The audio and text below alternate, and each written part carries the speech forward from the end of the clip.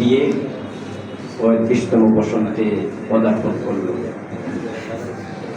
তো আমাদের এই ৩৪ বছরের পথচলায় ইসলামী ছাত্র আন্দোলন বাংলাদেশ যখন প্রতিষ্ঠা হয়, প্রতিষ্ঠাতা মরহুম শায়েখ সৈয়দ ফজলুল করিম পীর সাহেব চরমোনাই রহমতুল্লাহ আলাইহি, তিনি যখন বাংলাদেশের পরিস্থিতিকে বিশ্লেষণ করলেন, তার সময়ে দেখা গেল যে শিক্ষাঙ্গন মিনি ক্যান্টনমেন্টে রূপান্তরিত হয়ে গেছে। ছাত্ররা কলমের বদলে অস্ত্র চন্দনানি নিয়ে ঘুরছে, অস্ত্র নিয়ে ঘুরে, বই খাতা ছেড়ে দিয়ে সন্ত্রাস এবং টেন্ডার বাতির মধ্যে লিপ্ত। এই সমস্ত পরিস্থিতি বিশ্লেষণ করে শায়েখ রহমতুল্লাহ আলাইহি চিন্তা করলেন যে যদি ছাত্র সমাজ এভাবেই চলতে থাকে, তাহলে দিন শেষে আমাদের গন্তব্যটা, বাংলাদেশের গন্তব্যটা হবে নিখাতের পতনের দিকে, জাহান্নামের দিকে। ছাত্র সমাজকে যদি ফেরানো না যায়, তাদেরকে ইসলামের আদর্শে যদি আদর্শ নাগরিক হিসেবে তৈরি করা না যায়, তাহলে আগামীর যে বাংলাদেশ, এই বাংলাদেশ শায়েখ রহমতুল্লাহের স্বপ্ন ছিল, তারও পূর্বে আমাদের ওলামায়ে কেরামের স্বপ্ন ছিল। এই সমস্ত স্বপ্ন কি হবে না, এখানে বাস্তবায়িত হবে না। বাংলাদেশ আজকে 2025-এ আমরা এখানে উপস্থিত, কিন্তু বাংলাদেশের ইতিহাস সুদীর্ঘ। আপনারা জানেন যে 690 খ্রিস্টাব্দের দিকে, 690 খ্রিস্টাব্দের দিকে বাংলাদেশে সাহাবা মসজিদ নামে একটা মসজিদ প্রতিষ্ঠিত হয়। তো সাহাবা মসজিদ প্রতিষ্ঠিত হওয়ার মধ্য দিয়ে বাংলাদেশের সাথে ইসলামের সূচনাটা, মূলত ইসলামের সূচনা লগ্ন থেকেই বাংলাদেশের সাথে ইসলামের সূচনাটা আমরা দেখি, সম্পর্কটা দেখি। 690 খ্রিস্টাব্দ থেকে নিয়ে প্রায় 1204 পর্যন্ত এই গোটা সময়কালকে যদি আপনি বিশ্লেষণ করেন, রাসূল আরবি সাল্লাল্লাহু আলাইহি ওয়াসাল্লাম ইন্তেকাল করছেন 632 খ্রিস্টাব্দে, আর বাংলাদেশে সাহাবা মসজিদ নির্মিত হয়েছে 690 খ্রিস্টাব্দে। খুব বেশি ব্যবধান না। এরপরে 712 খ্রিস্টাব্দে মুহাম্মদ বিন কাসিমের নেতৃত্বে পাক ভারত উপমহাদেশ বিজয় হয়। ভারত বিজয়ের মধ্য দিয়ে আমরা পাক ভারত উপমহাদেশে স্থায়ীভাবে রাজনৈতিকভাবে ইসলামকে এখানে উপস্থাপন করি। 1204 খ্রিস্টাব্দে ইতিহাসের মুহাম্মদ বিন বখতিয়ার খিলজির আগমনের মধ্য দিয়ে, লক্ষণ সেনের ভেঙে যাওয়ার মধ্য দিয়ে পাক ভারত উপমহাদেশের পরে পরে বাংলাদেশে রাজনৈতিকভাবে ইসলাম বিজয় হয়। ঠিক সমকালে এই সময়টাতে আপনি দেখবেন যে সিলেটের শাহজালাল রহমতুল্লাহ আগমন করছেন, খুলনায় জাহানাবাদ তৈরি হয়েছে খান জাহান রহমতুল্লাহি আলাইহির আগমনের মধ্য দিয়ে, রাজশাহী মাকদুম নগর হয়েছে শাহ মাকদুম রহমতুল্লাহির আগমনের মধ্য দিয়ে, রংপুরে কারামত আলী রহমতুল্লাহি আসছেন। এভাবে গোটা বাংলাদেশে আউলিয়া কেরামের আগমনের মধ্য দিয়ে বাংলাদেশের সাথে ইসলামের সম্পর্ক এবং বাংলাদেশের মানুষের সাথে ইসলামের মেলবন্ধন সামাজিকভাবে এটা প্রতিষ্ঠিত ছিল। এরপরে আগমন পরবর্তী ধারাবাহিকতায় আসলে আপনি দেখবেন, যখন ব্রিটিশরা পাক ভারত উপমহাদেশে আসলো এবং তৎপরবর্তী সময়ে মুসলমানরা রাজক্ষমতার থেকে বিচ্যুত হয়ে গেল, 190 বছরের ব্রিটিশ শাসনের এই দীর্ঘ সময়কালে মুসলমানরা সবকিছু হারালো, আমরা সবকিছু হারালাম। আমাদের ভূমি ছিল, ভূমি হারালাম, আমাদের অর্থ ছিল, অর্থ হারালাম, রাজ ক্ষমতা ছিল, সেটা হারালাম। এভাবে হারাতে হারাতে আমরা নিঃস্ব হয়ে গেলাম। আন্দোলন কিন্তু থেমে যায় নাই, সংগ্রাম কিন্তু থেমে যায় নাই। রাসূল আরবি সাল্লাল্লাহু আলাইহি ওয়াসাল্লাম বলছিলেন যে আমার এক হাতে সূর্য অথবা অপর হাতে চন্দ্র যদি দেওয়া হয়, আর যদি বলে দেওয়া হয় দাওয়াত বন্ধ করা হোক, আমি দাওয়াত বন্ধ করবো না। হয় আমার দাওয়াত বিজয়ী হবে, নতুবা আমি নিঃশেষ হব। উম্মাহের সংগ্রাম বন্ধ হয়ে যায়নি। ব্রিটিশদের এত জুলুম, এত অত্যাচার, এরপর আমরা সংগ্রাম বন্ধ রাখি নাই। আমরা সংগ্রাম অব্যাহত রাখার ফলশ্রুতিতে 47-এর দেশ ভাগ হলো। আমরা নতুন এক ভূখণ্ড পেলাম, পাকিস্তান নামীয় ভূখণ্ডে আমরা নিঃশ্বাস ছাড়তে চাইলাম, স্বাধীনভাবে বাঁচতে চাইলাম। আমরা প্রফুল্ল মনে আমরা আমাদের জীবনকে সাজাতে চাইলাম, কিন্তু আবারও জুলুম, আবারও অত্যাচার, আবারও অন্যায়, আবারও বৈষম্য। আমরা 71-এ উপনীত হলাম।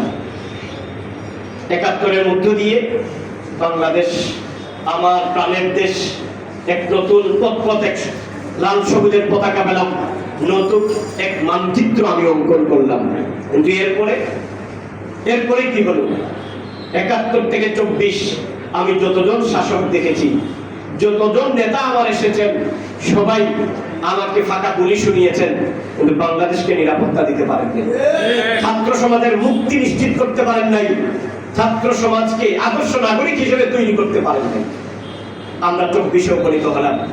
স্বৈর শাসক, বাংলাদেশের ইতিহাসে সবচেয়ে বেশি ফ্যাসিস্ট শেখ হাসিনাকে আমরা বাংলাদেশ থেকে বিতাড়িত করলাম। বাংলাদেশের ইতিহাস বিশ্লেষণ করলে দেখবেন লক্ষণ সেন ভাগছিল আর শেখ হাসিনা ভাগল। আমরা রাজপথে ছিলাম। ইসলামী আন্দোলন বাংলাদেশ, পীর সাহেব চরমোনাই, ইসলামী ছাত্র আন্দোলন বাংলাদেশ রাজনৈতিক ব্যানারেই শেখ হাসিনাকে বাংলাদেশ থেকে বিতাড়িত করল। এই অর্জন আর কোন রাজনৈতিক দলের নাই, এই অর্জন আর কোন ছাত্র সংগঠনের এভাবে নাই। ইসলামী ছাত্র আন্দোলন বাংলাদেশ যেভাবে ব্যানার নিয়ে রাজপথে নেমেছিল, ইসলামী আন্দোলন বাংলাদেশ পীর সাহেব চরমোনাই যেভাবে রাজনৈতিকভাবে রাজপথে নেমেছিলেন, এই সব সাহস, এই সাহসী ভূমিকায় আর কোন রাজনৈতিক বাংলাদেশে দেখাতে পারে নাই, আর কোন ছাত্র সংগঠন এই ভূমিকা অবতীর্ণ হতে পারে নাই।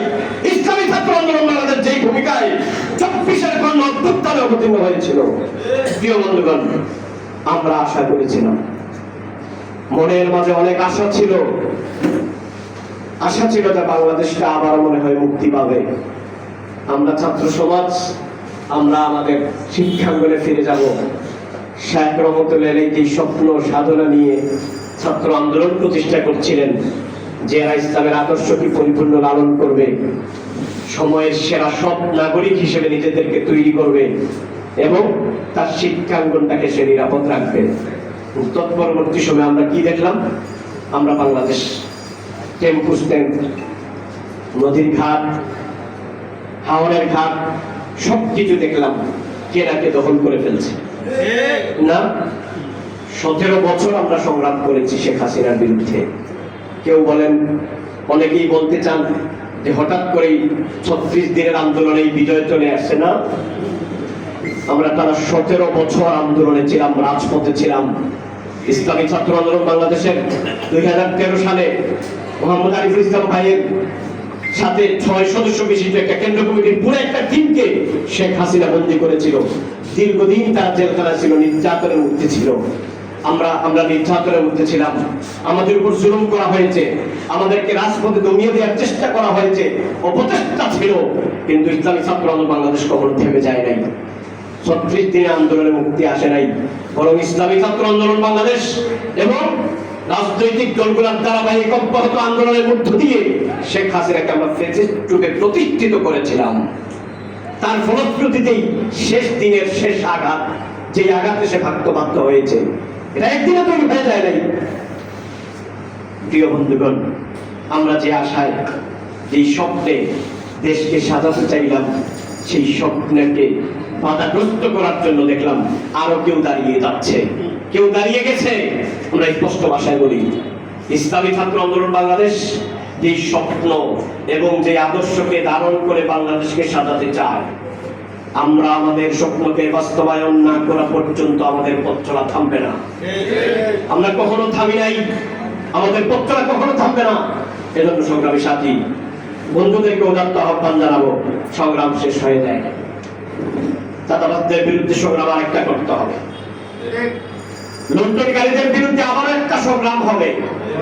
বাংলাদেশে সংগ্রাম হতেই হবে, হতেই থাকবে যতক্ষণ পর্যন্ত না বাংলাদেশে আদর্শবাদীরা বিজয়ী হচ্ছে, ইসলাম বিজয় না হচ্ছে, ততক্ষণ পর্যন্ত সংগ্রাম চলবে ইনশাআল্লাহ। প্রিয় বন্ধুগণ, ইসলামী ছাত্র আন্দোলন বাংলাদেশ প্রথমত তৈরি হয় শেখ রহমতুল্লাহ যে চিন্তায় ছাত্র আন্দোলন গঠন করেন, আদর্শ নেতৃত্ব গঠন করবে ছাত্র আন্দোলন, আদর্শ নেতৃত্ব তৈরি করবে ছাত্র আন্দোলন। আর উম্মাহের বিপর্যয়ের বড়তম কারণ হলো আমাদের আদর্শিক নেতৃত্ব না থাকা, আদর্শিক নেতৃত্বের অভাব থাকা। এই কারণে ইসলামী ছাত্র আন্দোলন বাংলাদেশ ৩৪ বছরে আপনি দেখবেন পীর সাহেব চরমোনাই, তিনি ইসলামী ছাত্র আন্দোলন বাংলাদেশের উপহার।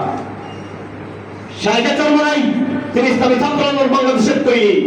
এইভাবে ইসলামী আন্দোলন বাংলাদেশের কেন্দ্র কমিটিকে বিশ্লেষণ করেন, প্রত্যেক এলাকার জেলা কমিটিকে বিশ্লেষণ করেন, প্রত্যেক পাড়ায় পাড়ায় আদর্শবাদী নেতাকে বিশ্লেষণ করেন, বুঝলেন, দেখবেন যে তিনি ইসলামী ছাত্রদল বাংলাদেশের করা তৈরি। 34 বছরে আমাদের অর্জন হয় না, ব্যাপারটা এমন না, বরং আমরা নেতৃত্ব তৈরির জায়গায় সফল হয়ে গেলাম। এখন এখন যে জায়গায় আমাকে টাচ করতে হবে, যে সমস্ত জায়গায় আমাকে নজর দিতে হবে, আমরা সেখানেও ফোকাস দিচ্ছি, আমরা টার্গেট দিচ্ছি। আমরা জানি একদিনে স্বপ্ন পূরণ হয় না, 1000 বছরের সাধনা করতে হয়। ইতিহাস আমাদেরকে তাই বলে। আপনারা জানবেন যে রাসূল আরবি ইসলাম কুস্তুনতুনিয়া বিজয়ের সুসংবাদ দিয়েছেন এই উম্মতকে, কিন্তু কুস্তুনতুনিয়া বিজয় হতে রাসূলুল্লাহ সাল্লাল্লাহু আলাইহি ওয়াসাল্লামের সেই সুসংবাদ আর কুস্তুনতুনিয়া বিজয় মাঝখানে কত সময়ের ব্যবধান। এজন্য আমরা কখনো হতাশ হব না, আমরা কখনো হতাশ হই না, কোনো অবস্থাতেই আমরা হতাশ হব না। আমরা আমাদের পথ চিনি, আমাদের লক্ষ্য জানি, আমাদের স্বপ্ন জানি, এবং আমাদের স্বপ্নকে কিভাবে বাস্তবায়ন করতে যায় তাও আমরা চিনি এবং জানি। এজন্য ছাত্র আন্দোলনের বন্ধু যারা আছেন, নবাগত সদস্য বন্ধুরা যারা আছেন, শুভাকাঙ্ক্ষীরা যারা আছেন, আমি আপনাদের প্রতি করজোর অনুরোধ করব, ইসলামী ছাত্র আন্দোলন বাংলাদেশকে বুঝেন।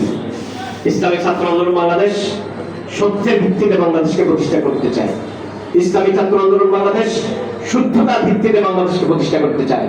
ইসলামী ছাত্র আন্দোলন বাংলাদেশ স্বচ্ছতার ভিত্তিতে বাংলাদেশকে নির্মাণ করতে চায়। ইসলামী ছাত্র আন্দোলন বাংলাদেশ শুভ্রতার একটা সুন্দর বাংলাদেশ নির্মাণ করতে চায়। অতএব আপনি যদি সত্য চান, সত্যতা চান, সততা চান, শুদ্ধতা চান, শুভ্রতা চান, ইসলামী ছাত্র আন্দোলন বাংলাদেশ তাই চায়। আপনার এবং ছাত্র আন্দোলনের স্বপ্ন মিলেমিশে একাকার। অতএব আমাদের এই কাফেলায় আপনি মুয়াজ্জিন হন। আপনার আজানেই বাংলাদেশে ইসলাম আসবে ইনশাআল্লাহ।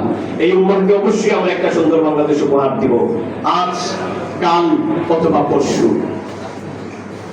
ইসলামী ছাত্র আন্দোলন বাংলাদেশ 34 বছরের পথ চলে আমরা অনেকজন সাথীকে হারিয়েছি।